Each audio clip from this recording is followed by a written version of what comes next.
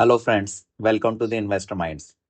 दोस्तों, हमने अपनी पिछली वीडियो में इनकम टैक्स रेट कट होने की वजह से स्टॉक मार्केट के किन किन सेक्टर्स में तेजी आ सकती है उसके बारे में जाना था। हमारा आज का ये वीडियो बजट 2025 में की गई दूसरी अनाउंसमेंट्स की वजह से किस सेक्टर्स में अच्छी ग्रोथ देखने को मिल सकती है उन सेक्टर्स पे एक नजर डालने की कोशिश करेंगे। आज की इस वीडियो में हम 100% एफडीआई इन इंश्योरेंस जो बजट 2025 की स्पीच में अनाउंस किया गया था और साथ ही इजी लोन एंड आरबीआई की मॉनेटरी पॉलिसी की वजह से स्टॉक मार्केट में क्या क्या चेंजेस देखने को मिल सकते हैं उस पर एक नजर डालेंगे। तो चलिए आज की इस वीडियो को शुरू करते हैं। सबसे पहले इंश्योरेंस के सेक्टर में 100% एफडीआई आने की वजह से हमें किन सेक्टर्स में बूस्ट देखने को मिल सकता है। ये सेक्टर्स हैं insurance sector, third party administration and hospitals.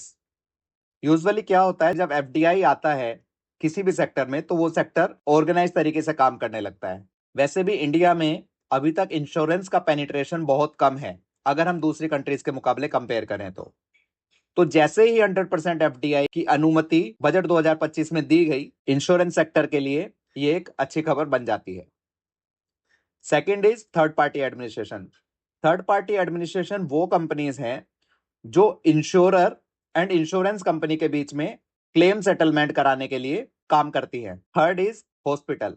दोस्तों, आपने अपनी डे टू डे लाइफ में ये देखा भी होगा, यूजुअली जब आपके पास इंश्योरेंस होता है, स्पेशली हेल्थ इंश्योरेंस, तो आप ज्यादा टाइम तक घर पे बैठ के इलाज नहीं करना चाहते। आप कोशिश करते हैं कि हॉस्पिटल में जाके इंश्योरेंस के थ्रू इलाज करा लिया जाए, जिसकी वजह से हॉस्पिटल्स की प्रॉफिटेबिलिटी में फर्क पड़ता है या कहे कि हॉस्पिटल्स का प्रॉफिट बढ़ता है। तो चलिए इन्हीं तीन सेक्टर्स की कौन कौन सी ऐसी कंपनीज हैं जो वैल्यूएशन के हिसाब से अच्छी नजर आ रही हैं।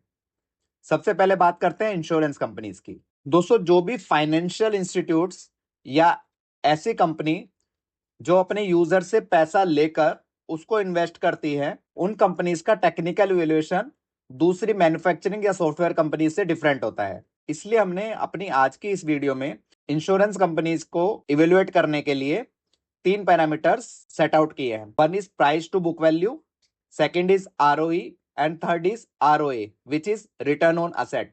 सो इंश्योरेंस सेक्टर की तीन कंपनियां ICICI Lombard, general insurance and LIC अपनी वैल्यूएशन के हिसाब से थोड़ी अच्छी नजर आ रही है।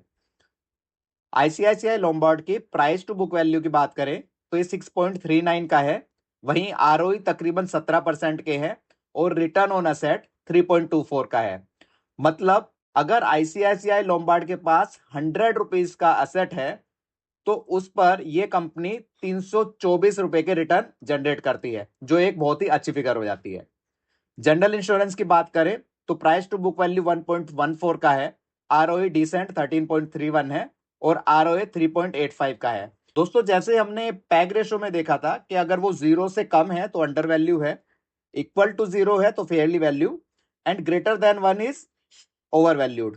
उसी कैलकुलेशन के हिसाब से प्राइस टू बुक वैल्यू भी कैलकुलेट किया जाता है। मतलब one is fairly valued, greater than one is over priced and less than one is under valued. तो जनरल इंश्योरेंस की टर्म में 1.1 is fairly valued. Life insurance corporation की अगर बात करें तो इसका पीबी रेशो अवेलेबल नहीं है, इसलिए हमने इस कंपनी का पी रेशो कंसिडर किया है जो है 11.68। वहीं इंडस्ट्री पी 48 का है। ऐसे तो एलआईसी एक गवर्नमेंट कंपनी है बट इसकी आरओई फैंटास्टिक है जो 63 की है। आरओए 0.83 का है, मतलब रिटर्न ऑन असेट में इंप्रूवमेंट के चांसेस अच्छे नजर आ रहे हैं।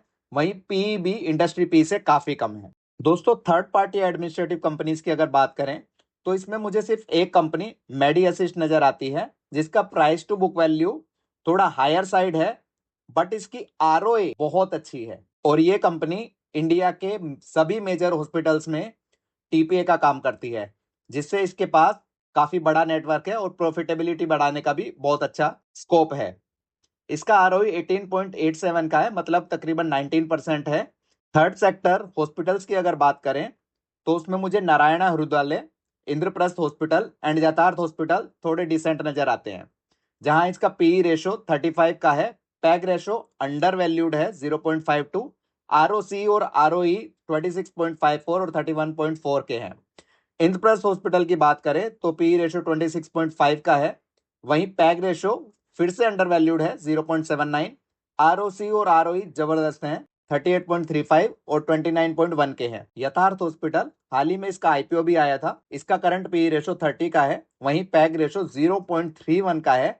आरओसी एंड आरओई डिसेंट है। दोस्तों अपनी इस वीडियो के अब अगले पार्ट पर चलते हैं, जहां इजी लोन होने की वजह से या फिर आरबीआई मॉनेटरी पॉलिसी में क्या चेंजेस हुए हैं, उसकी वजह से किस सेक्टर में ग्रोथ देखने को मिल सकती है, ऐसे कुछ सेक्टर्स को डिस्कस करेंगे। दोस्तों अगर आप स्टॉक मार्केट को डे टू डे ऑब्जर्व करते हैं तो आपने देखा होगा कि कोविड 2020 के बाद से अक्टूबर 2024 तक एक अच्छा बुल रन चल रहा था और उसमें कुछ PSUs banks and government agencies ने काफी अच्छा बुल रन दिखाया। वहीं private banks and small finance banks थोड़े बैक सीट पर रहे, जिसकी वजह से इनकी वैल्यूएशन थोड़ी सस्ती नजर आती है और हमारे लिए इन्वेस्टमेंट अपॉर्चुनिटी बन सकती है। बाय द वे, अगर आपको अभी तक ये वीडियो अच्छा लग रहा हो या आपको कंटेंट पसंद आ रहा हो तो हमारे चैनल को सब्सक्राइब करना ना भूलें और बेल आइकन को जरूर प्रेस करें। दोस्तों आरबीआई मॉनेटरी पॉलिसी में रेपो रेट को 6.5% से घटाकर 6.25% कर दिया गया है।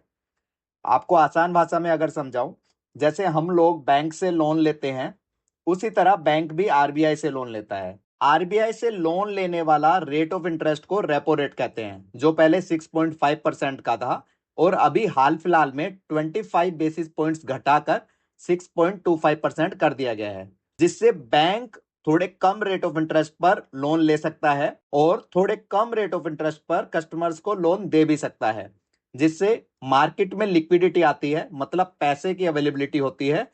और जैसा हमने इनकम टैक्स रेट कट होने से देखा था कि जब यूजर या कस्टमर के हाथ में पैसा होता है तो वो उन्हें खर्च करते हैं। उसके कई तरीके हो सकते हैं, जैसे घूमने जाना, बाहर खाना खाना, होटल्स में स्टे करना, या कुछ गाड़ी खरीदना या अपने घर के लिए कुछ खरीदना, एटसेट्रा एटसेट्रा। उसी तरीके से रेपो रेट कट होने की वजह से, लिक्विडिटी इंक्रीज होने से बैंक्स अपनी लोन बुक को इंक्रीज कर सकते हैं, जिससे बैंक्स का प्रॉफिट बढ़ता है। तो चलिए देखते हैं कि ऐसे कौन से बैंक्स या स्मॉल फाइनेंस बैंक्स हैं जिसमें ग्रोथ प्रोस्पेक्ट्स अच्छे नजर आ रहे हैं। सबसे पहले बात करें तो एक्सिस बैंक। इसका प्राइस टू बुक वैल्यू 1.83 का है, आरओई 18 के हैं, रिटर्न ऑन असेट 1.78 का है। कार यानी कैपिटल एडिक्वेसी रेशियो 16.63 का है। नॉन परफॉर्मिंग असेट्स की वैल्यू 0.35 है। वहीं CASA current account and saving account 43% है। बाय द वे, अगर आपको ये टर्म्स समझ ना आ रहे हो तो आप मुझे कमेंट में लिखकर भेज सकते हैं और हम अपनी अगली वीडियोस में ये सभी टर्म्स को कवर कर लेंगे। जे&के बैंक का प्राइस टू बुक वैल्यू 0.85 का है, आरओई 18, आरओई 1.18, कार 15.42, एनपीए 0.94 के है और कासा 50.5 का है, जो बहुत ही अच्छी फिगर हो जाती है।